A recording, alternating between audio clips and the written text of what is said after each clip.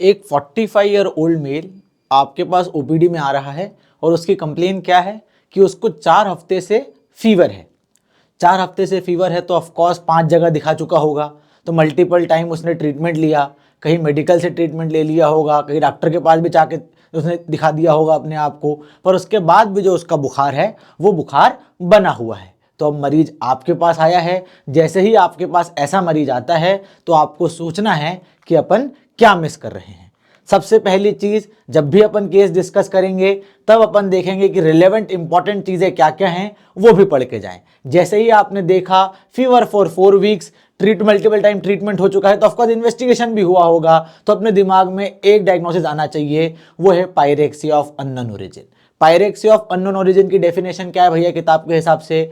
Fever कितना होना चाहिए? More than 38.3 degree Celsius on several occasions. साथ साथ में उसका ड्यूरेशन कितना होना चाहिए, मतलब कितने समय से फीवर बना हुआ रहना चाहिए? मोर देन 3 वीक से। और उसके साथ साथ में तीसरा क्राइटेरिया जो होता है, अगर मरीज आपके पास ओपीडी में आ रहा है तो उसकी 3 आउट पेशेंट विजिट हो जाना चाहिए। अगर मरीज अस्पताल में भर्ती है तो 3 दिन से अगर भर्ती है उसके बाद भी आपको कॉज नहीं मिल रहा है, या तो 1 हफ्ते से आप इन्वेजिव इंटेलिजेंट इन्वेस्टिगेशन करवा रहे हो उसके बाद भी आपको कॉज नहीं मिल रहा है, तो ये सारी चीजें किसमें लैंड करती हैं? ये सारी चीजें दर्शाती हैं कि शायद आपके मरीज को पायरेक्सिया ऑफ अननोन ओरिजिन या फीवर ऑफ अननोन ओरिजिन हो सकता है। एक बेसिक चीज जो आप सबको पता है, आप सबने अपने एमबीबीएस के लेवल पे पढ़ी होगी, वो ये कि फीवर ऑफ अननोन ओरिजिन के बारे में एक इंपॉर्टेंट फैक्ट होता है, वो ये कि fever of unknown origin common disease से होता है, बट वो एटिपिकल सिम्टम के साथ प्रेजेंट करता है, रेदर देन कि कोई रेयर डिजीज हो जो कॉमन सिम्टम के साथ प्रेजेंट करे। मोटा मोटा इसका मतलब ये है,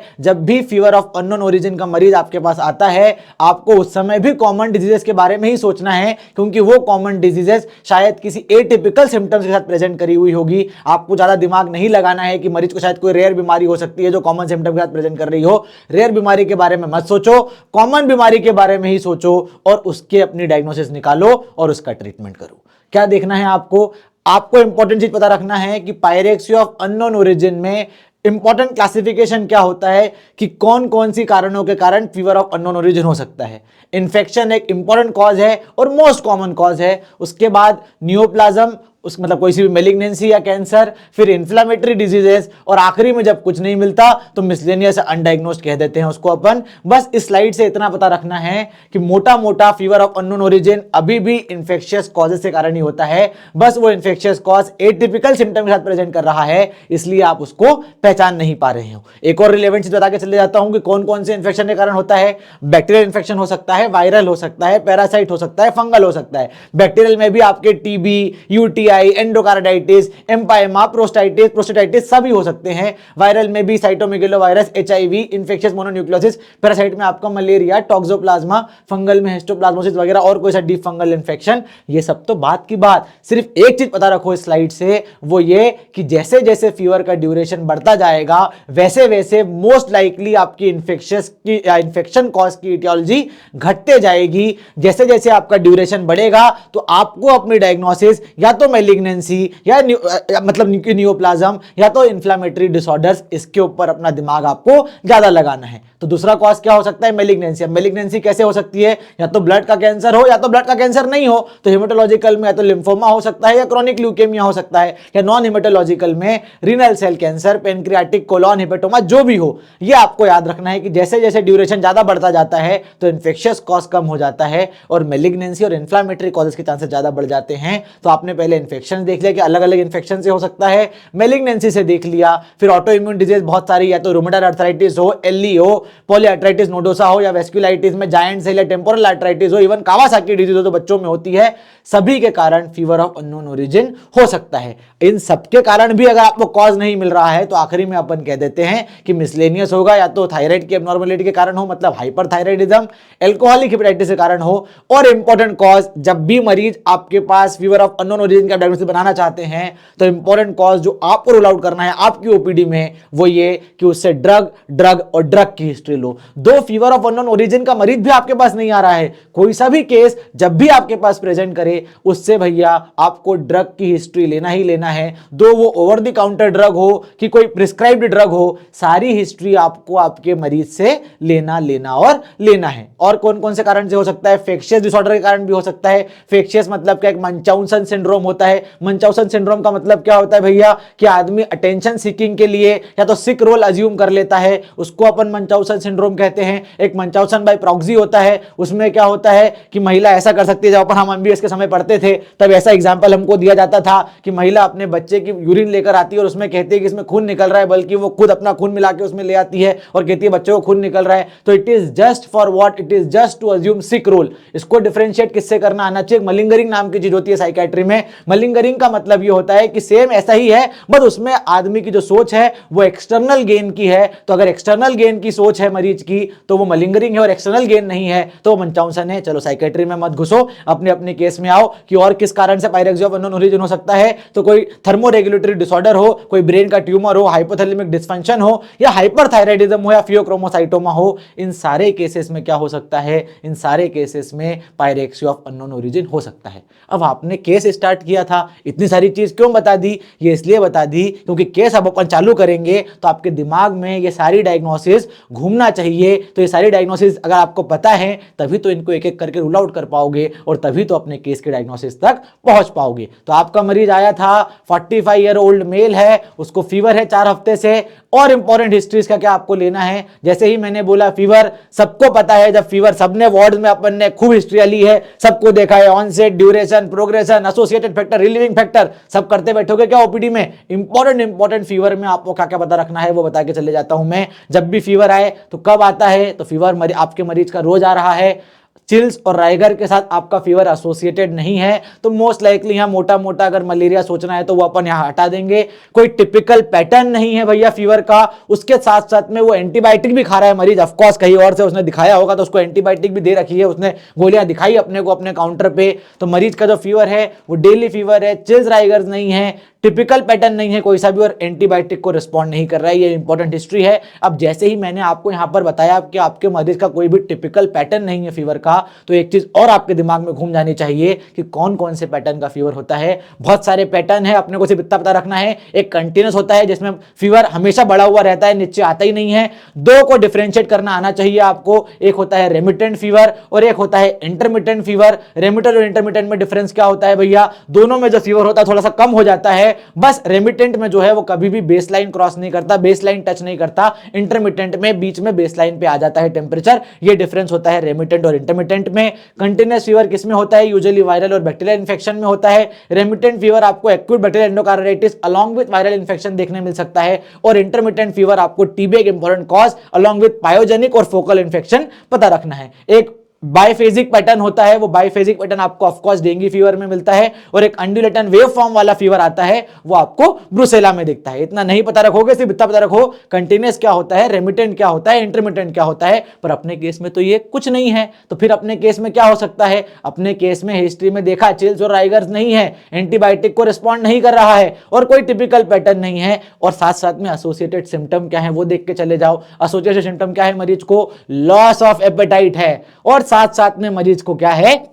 वेट लॉस है। जैसे ही आप लॉस ऑफ एपेटाइट देखते हो, वेट लॉस देखते हो, और वेट लॉस कितना है? लगभग 5 केजी का। अब वेट लॉस ओपीडी में कैसे पूछते हो भैया? किसी भी मरीज को, ये मरीज तो अपना चलो समझदार आया था, उसको पता है उसका वेट लॉस कितना है। जब भी ओपीडी में मरीज आ रहा है वेट लॉस पूछना है तो उससे पूछना है कपड़े कहीं ढीले तो नहीं हो रहे हैं। जैसे ही मरीज बोलता है कपड़े ढीले हो रहे हैं तो अप्रोक्सीमेटली आपको समझ में आ जाना चाहिए कि हाँ आपके मरीज को वेट लॉस हो सकता है। पर अपना मरीज क्या था? पढ़ा लिखा, उसने बता दिया आपको कि मेरा तो वेट लॉस हो गया, 5 किलो के लगभग वेट लॉस हो गया, लॉस ऑफ एपेटाइट है, वेट लॉस 5 केजी का है, और जनरलाइज्ड वीकनेस है। इसको जैसे ही आप ये सब देखते हैं तो आपका दिमाग क्या घूम जाता है कि वेट लॉस हुआ है, लॉस ऑफ एपेटाइट है, शायद या तो कोई एचआई लंबा क्रॉनिक इन्फेक्शन हो सकता है, एचआई वाला, या तो कोई मैलिग्नेंसी तो नहीं हो। तब आप क्या करते हैं? हिस्ट्री से एग्जामिनेशन की तरफ जाते हैं। पर हिस्ट्री से एग्जामिनेशन की तरफ जाने के पहले एक इंपॉर्टेंट चीज याद रखना, जब भी हिस्ट्री लेते हो, पॉजिटिव हिस्ट्री तो मरीज दे रहा है, आपको क्या करना है? नेगेटिव हिस्ट्री लेना है। तो क्या क्या नेगेटिव हिस्ट्री लिया आपने? आपके मरीज ने आपको क्या क्या बताया कि मरीज को कोई कॉफ नहीं है,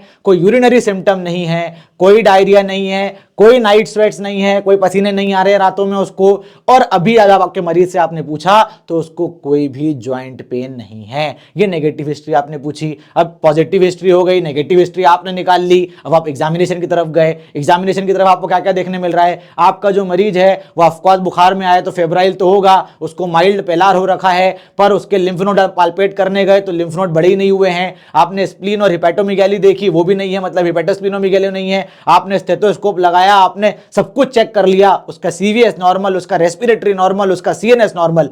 क्या हो रहा है? इन्वेस्टिगेशन ऑलरेडी मरीज करवा के लाया है, 4 हफ्ते से बुखार आ रहा है तो 50 इन्वेस्टिगेशन तो वो करवा के लाया है खुद। कौन कौन सी इन्वेस्टिगेशन करवा के लाया? ये सारी इन्वेस्टिगेशन आपने नहीं करवाई है। अभी आपका मरीज ओपीडी में आया हुआ है, आपके सामने बैठा हुआ है, आपने हिस्ट्री ली, मरीज खुद इन्वेस्टिगेशन बता रहा है। अब आपको कौन कौन सी इन्वेस्टिगेशन आपका मरीज लेकर आया है? रिसेंट इन्वेस्टिगेशन में उसका हीमोग्लोबिन 10.6 है, तभी उसको पेलार दिख रहा था। उसका WBC बराबर है, प्लेटलेट बराबर है, केवल 2 चीज बड़ी थी उसमें, एक तो ESR बढ़ा हुआ था और एक CRP थोड़ा बढ़ा हुआ था। उसने तो ब्लड कल्चर भी करा रखा था। ब्लड कल्चर के यूजुअली 3 सेट होते हैं, आप सबको पता है, पायरेक्सिया ऑफ अननोन ओरिजिन में, तो वो भी नेगेटिव थे। Chest x-ray, USG abdomen, ECG भी नॉर्मल था उसका। उसके बाद एक इंपॉर्टेंट चीज मैंने क्या बोला? उसका ESR बढ़ा था। और क्या बढ़ा था? ESR बढ़े के साथ साथ CRP बढ़ा था। जैसे ही आप ESR देखते हो तो मोटी मोटी चीज जो आपके दिमाग में आनी चाहिए, जैसे ही ESR बढ़ा होता है, वो ये कि या तो ये इन्फ्लामेटरी कॉज हो सकता है, या तो ये मेलिग्नेंसी हो सकती है, या ये कोई क्रॉनिक इन्फेक्शन हो सकता है। तो अपन जो डिजीज सोच रहे थे वेट लॉस और एपेटाइट कम होने के कारण, कौन कौन सी सोची थी?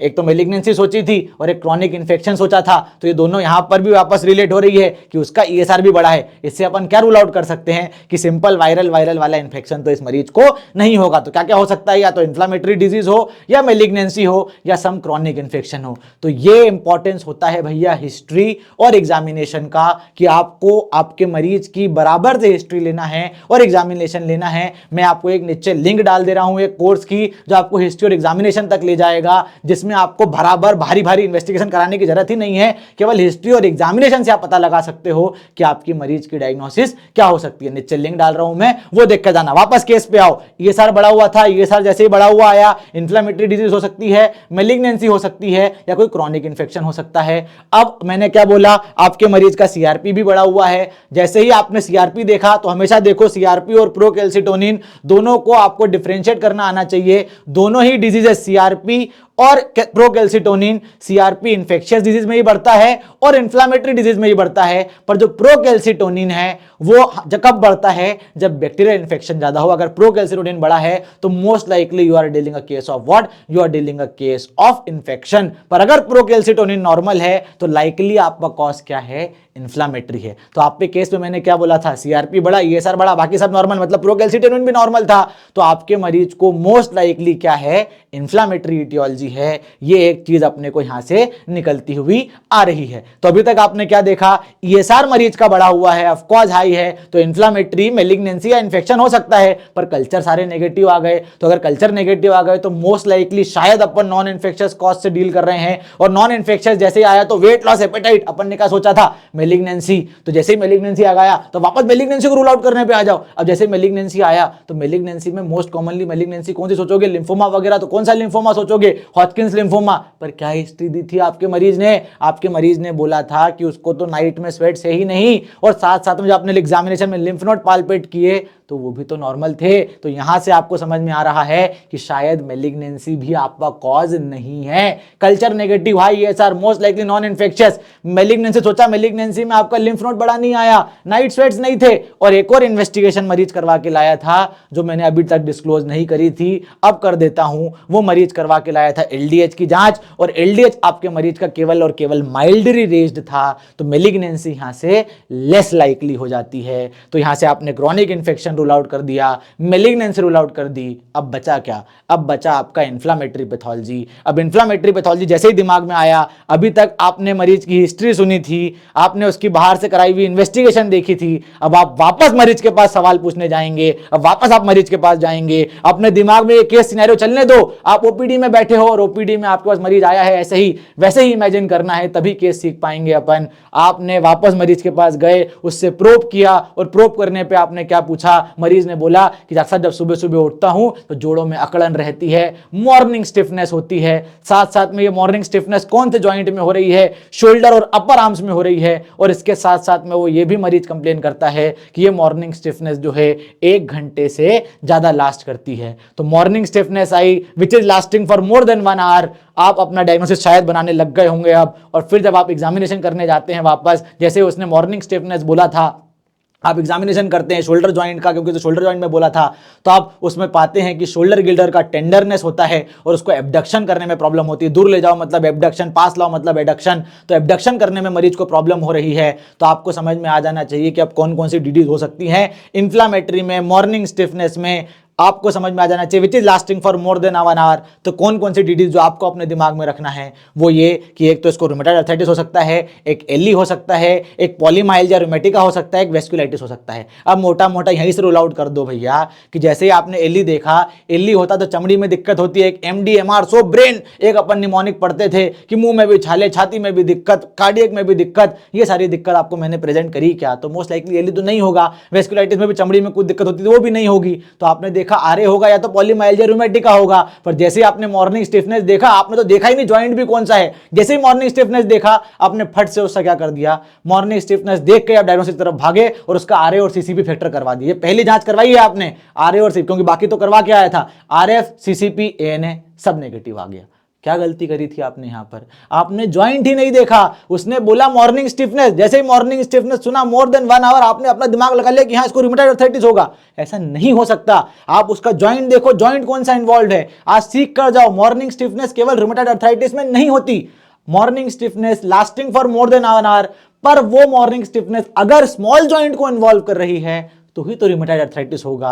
अपने केस में स्मॉल जॉइंट इन्वॉल्व हुए थे क्या? अपने केस में तो शोल्डर और पेल्विक गर्डल इन्वॉल्व हुआ था। तो आपको आरए फैक्टर करवाना ही नहीं चाहिए था। तो यहां से आपने को समझ में आ जाना चाहिए, मॉर्निंग स्टिफनेस की डीडी आपके दिमाग में घूम जाना चाहिए। अगर मरीज जोड़ों में अकड़न के साथ, जोड़ों में दर्द के साथ प्रेजेंट कर रहा है, morning stiffness lasting for more than 1 hour, और साथ साथ में स्मॉल जॉइंट इन्वॉल्व हो रहे हैं, पेन प्लस स्वेलिंग है स्मॉल जॉइंट में, तो मोस्ट लाइकली ये क्या है, ये रूमेटॉइड आर्थराइटिस है। पर अगर यही morning stiffness less than 30 minutes की हो और कौन से जॉइंट इन्वॉल्व करे, नी या हिप वाले जॉइंट इन्वॉल्व करे, और जो उसका दर्द है वो एक्टिविटी के साथ बढ़ने लगे, तो most likely it is osteoarthritis which is mechanical pain. और कौन कौन सी बीमारी में आपको मॉर्निंग स्टिफनेस दिख सकता है? तो एक है एंकाइलोजिंग स्पॉन्डिलाइटिस और पॉलीमाइल्जिया रूमेटिका। तो अगर आपके पास ऐसा मरीज आ रहा है कि यंग मेल है जिसको बैक में पेन हो रहा है, उससे कौन से जॉइंट इन्वॉल्व है, स्पाइन या सैक्रोइलियक जॉइंट इन्वॉल्व है, साथ साथ में उसको नाइट पेन या नाइट स्टिफनेस की दिक्कत है, तो मोस्ट लाइकली एंकाइलोजिंग स्पॉन्डिलाइटिस है। अगर आपके पास ऐसा मरीज आए जो एल्डरली हो, शोल्डर पेन के साथ प्रेजेंट कर रहा है, शोल्डर और पेल्विक गर्डन इन्वॉल्व है, और मोर देन 40 to 60 मिनट का उसका मॉर्निंग स्टिफनेस है, तो मोस्ट लाइकली आपका केस क्या है, पॉलीमाइल्जिया रूमेटिका है। अब समझ में आ जाना चाहिए कि अपना केस क्या था, लगभग पॉलीमाइल्जिया रूमेटिका का केस था।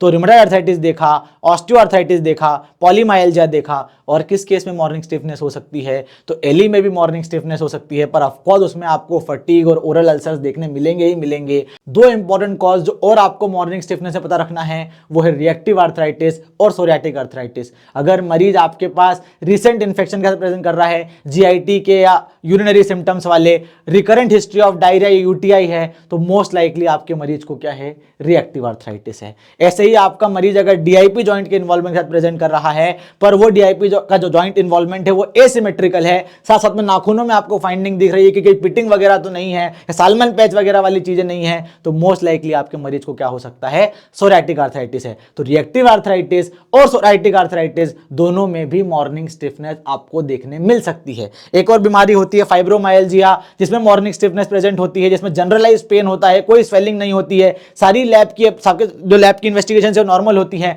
बस टेंडर पॉइंट प्रेजेंट होते हैं, तो ये होता है फाइब्रोमाइल्जिया। और एक सारे को रूल आउट कर दो तो एक टीएसएच जरूर करवा लेना अपने मरीज का, क्योंकि हाइपोथायराइडिज्म के कारण भी क्या हो सकता है, मॉर्निंग स्टिफनेस हो सकती है, माइल्ड स्टिफनेस होती है। वो दो एसोसिएटेड सिम्टम आप क्लिनिकली पहचान ही जाओगे, क्योंकि मरीज को कॉल इंटॉलरेंस और वेट गेन की हिस्ट्री तो रहेगी ही रहेगी। तो अपने मरीज को क्या था भैया, अपने मरीज को को स्मॉल जॉइंट का इन्वॉल्वमेंट था ही नहीं, जबरदस्ती उसका अपन ने क्या करवा दिया, आरएफ और सीसीपी फैक्टर करवा दिया। जैसे ही अपन ने शोल्डर स्टिफनेस और हाई एसआर देखना था तो अपना दिमाग चले जाना चाहिए था कि ये कोई इन्फ्लामेटरी कॉज, और इन्फ्लामेटरी में भी कौन सा है, तो ये इन्फ्लामेटरी में भी पॉलीमाइल्जिया रूमेटिका है। अब जैसे ही आपने पॉलीमाइल्जिया रूमेटिका देखा तो आपके दिमाग में डायग्नोसिस आ गई है अब कि पॉलीमाइल्जिया रूमेटिका आप किस बीमारी से पढ़ते हैं, टेक्स्ट बुक आंसर है। अगली केस, इस वीडियो को आगे बढ़ने से पहले मैं चाहूंगा कि आप कमेंट बॉक्स में लिखें आंसर कि आपको पता होना चाहिए इस केस की डायग्नोसिस क्या हो सकती है। अब आपने पेशेंट के पास आप गए, पॉलीमाइल्जिया रूमेटिका आपने पता कर लिया कि आपके मरीज को है।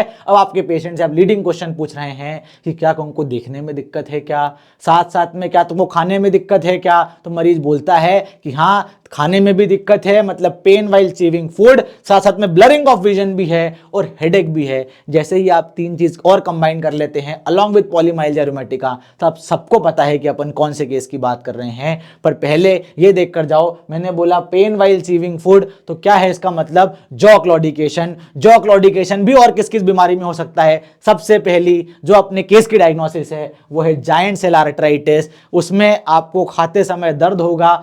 इंपॉर्टेंट चीज कि रेस्ट पर यह दर्द रिलीव होता है। इंपॉर्टेंट डिफरेंशिएटिंग फीचर क्या है कि इस मरीज को हेडेक होगा, ब्लरिंग ऑफ विजन की हिस्ट्री रह सकती है और एज लगभग 45-40 की बीच की रहेगी, ये याद रखना है। और किस किस केस में आपको जॉ क्लॉडिकेशन दिख सकता है या चिविंग में दर्द देखने मिल सकता है, चबाते समय दर्द देखने मिल सकता है, तो एक टेम्पोरो मैंडिबुलर जॉइंट का डिसऑर्डर हो। उस जॉइंट के डिसऑर्डर को कैसे पहचानोगे कि अगर क्लिकिंग साउंड प्रेजेंट कर रहा है तो मोस्ट लाइकली ये टीएमजे डिसऑर्डर है। अगर लोकलाइज्ड टूथ का पेन है और फिर खाते समय दर्द हो रहा है तो मोस्ट लाइकली डेंटल कैरीज या डेंटल एब्सेस है। अगर आपको इलेक्ट्रिकल शॉक लाइक पेन दिख रहा है तो ये क्या है, ट्राइजेमिनल न्यूरैल्जिया, अपना सलमान खान वाला। उसके साथ साथ में अगर आपके मरीज को कई प्रोग्रेसिव पेन का अल्सर दिख रहा है अलॉन्ग विथ वेट लॉस, तो आपके मरीज को ओरल मैग्नेलिसी भी हो सकती है। अगर उसको जॉ क्लॉडिकेशन है तो प्री ऑरिकुलर स्वेलिंग है और जॉ क्लॉडिकेशन है तो आपके मरीज को पैरोटिड ग्लैंड की बीमारी हो सकती है और एक कैरोटिड आर्टरी की भी डिजीज हो सकती है। पर ये बहुत रेयर चीजें हैं। अपन मोटा मोटा इतना पता रखो कि jaw claudication giant cell arthritis में,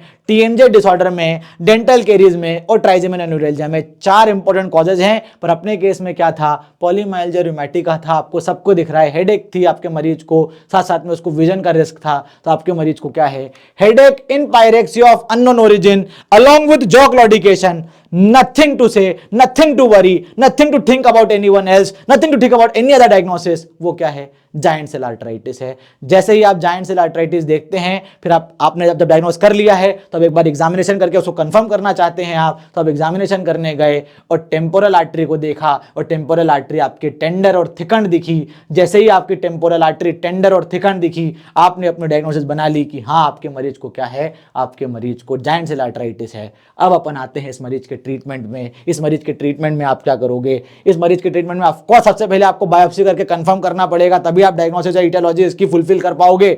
पर एक चीज यहां से देख कर जाओ कि इस मरीज को ब्लरिंग ऑफ विजन था, तो डायग्नोसिस वेट कर सकती है, बायोप्सी वेट कर सकती है मरीज का, पर ब्लाइंडनेस वेट नहीं करेगी आपके मरीज का। फट से ब्लाइंडनेस हो जाएगी आपके मरीज को और आपको वो रोकना है। और वो आप कैसे रोकेंगे, ऑफ कोर्स आपको आपके मरीज को स्टेरॉइड देना पड़ेगा, सिस्टमिक स्टेरॉइड देना पड़ेगा। कमेंट बॉक्स में आपको लिखकर बताना है कि आपके जायंट सेल आर्थराइटिस वाले केस में आप कौन सा स्टेरॉइड देंगे और कितने एमजी का स्टेरॉइड देंगे। उसके साथ साथ में ये जो केस सीरीज, केस प्रेजेंटेशन वाली आपको अच्छी लग रही है तो कमेंट बॉक्स में और केसेस के लिए मोर केसेस जरूर लिखना है। और तीसरी चीज मैं लिंक डाल दे रहा हूं नीचे हिस्ट्री और एग्जामिनेशन से। इस केस में भी अपन ने केवल और केवल हिस्ट्री और एग्जामिनेशन से बाहर भले इन्वेस्टिगेशन करवा के लाया हो और आपने एक जबरदस्ती करवा दी थी इन्वेस्टिगेशन, अगर आप हिस्ट्री पे ध्यान देते तो वो इन्वेस्टिगेशन भी नहीं करवाना पड़ती और आप अपने डायग्नोसिस तक पहुंच गए होते। तो हिस्ट्री एग्जामिनेशन कोर्स की लिंक भी डाल रहा हूं अगले केसेस के लिए, मोर केसेस।